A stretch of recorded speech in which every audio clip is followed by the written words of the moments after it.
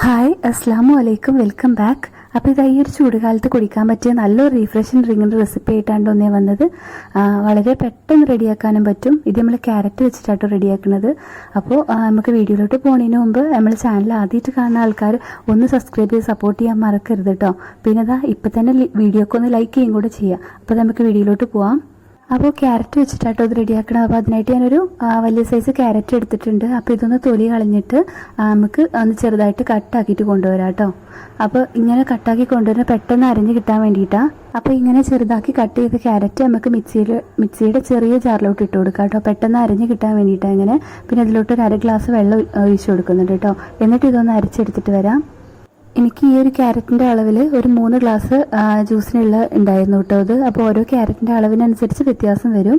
അപ്പോൾ അത് ഞാൻ അരച്ചെടുത്ത് കൊണ്ടുവന്നിട്ടുണ്ട്. അതൊന്ന് അരിപ്പയിലോട്ട് നന്നായിട്ടൊന്ന് അരിച്ചെടുത്തിട്ട് മാറ്റി വെക്കാം കേട്ടോ.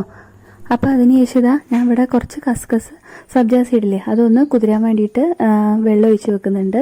ഇത് നിങ്ങൾക്ക് ഇഷ്ടമുണ്ടെങ്കിൽ മാത്രം ചേർത്താൽ മതി കേട്ടോ, അല്ലെങ്കിൽ ഇതിന് പകരം ചിയ സീഡ് വേണമെങ്കിൽ ഉപയോഗിക്കാം. ഏതും വേണ്ടാന്നുണ്ടെങ്കിൽ ഈ ഒരു സ്റ്റെപ്പ് സ്കിപ്പ് ചെയ്യാം കേട്ടോ. അപ്പോൾ ഇത് നന്നായിട്ടൊന്ന് മിക്സ് ആക്കിയിട്ട് ഒരു 5 മിനിറ്റ് കേട്ടോ വെച്ച് കഴിഞ്ഞാൽ ഇതാ നന്നായിട്ട് കുതിർന്ന് കിട്ടിയിട്ടുണ്ട്. ഇനി അത് മാറ്റി വെക്കാം. ഇനി നമുക്ക് ക്യാരറ്റിൻ്റെ സർബത്ത് ഉണ്ടാക്കാൻ തുടങ്ങാം കേട്ടോ. അതിനായിട്ട് ഞാൻ ഒരു ബൗൾ എടുത്തിട്ടുണ്ട്. അതിലോട്ട് ഒരു വലിയ സൈസ് നാരങ്ങയുടെ പകുതി കേട്ടോ ചേർത്ത് കൊടുക്കുന്നത്. അപ്പോൾ കുരുവെല്ലാം മാറ്റിയിട്ട് അതിന് നീര് ചേർത്ത് കൊടുക്കുക. അപ്പോൾ നിങ്ങൾ എത്ര ഗ്ലാസ്സാണോ നിങ്ങൾക്ക് വേണ്ടത് അതിനനുസരിച്ച് ഉണ്ടാക്കിയെടുക്കുക കേട്ടോ. അപ്പോൾ ഇതാ ഞാനിതിന് നാരങ്ങയുടെ നീരെല്ലാം ഇതിലോട്ട് പിഴിഞ്ഞെടുക്കുക. അതിനുശേഷം ഞാൻ ഇവിടെ ചേർത്ത് കൊടുക്കുക നന്നാരി സിറപ്പാട്ടോ. അപ്പോൾ നന്നാരി സിറപ്പാണ് നമ്മൾ ഈ ഒരു ക്യാരറ്റ് സർബത്തിൻ്റെ ആ ഒരു ടേസ്റ്റ് കൊടുക്കണം കേട്ടോ. അപ്പോൾ ഇതൊരു വലിയ സ്പൂണ് ചേർത്ത് കൊടുക്കാം. പിന്നെ നമുക്ക് നേരത്തെ അരിച്ച് വെച്ചില്ല ക്യാരറ്റിൻ്റെ ജ്യൂസ്, അതും കൂടെ 2 വലിയ സ്പൂണിലോട്ട് ചേർത്ത് കൊടുക്കാം. ഇതെല്ലാം നിങ്ങൾ എത്രയാണോ ജ്യൂസ് നിങ്ങൾ എടുക്കണം ആ ഒരു അളവിന് എടുത്താൽ മതി കേട്ടോ. അപ്പോൾ ഇങ്ങനെ ചേർത്ത് പിന്നെ നമുക്ക് ഈ കസ്കസ് കുതിർത്തില്ല അതും കൂടെ ചേർത്തിട്ട് നന്നായിട്ട് മിക്സ് ചെയ്ത് കൊടുക്കാം. ഇത്രയേ ഉള്ളൂ കേട്ടോ.